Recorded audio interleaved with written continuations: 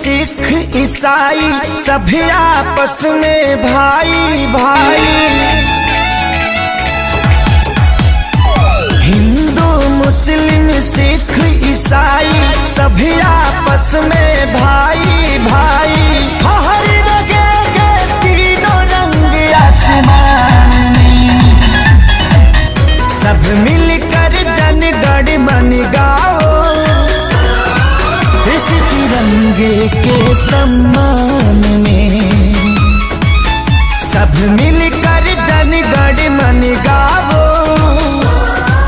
इस तिरंगे के सम्मान में। वंदे मातरम, वंदे मातरम, वंदे मातरम, वंदे मातरम।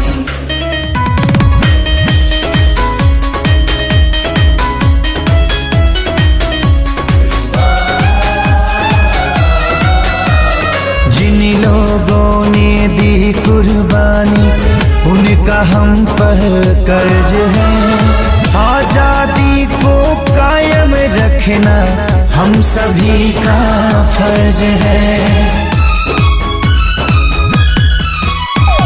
इसकी लहर में माँ की ममता, बूढ़े बाप की सीख है। मासूम बच्चों की किलकारी, विधवाओं की चीख है।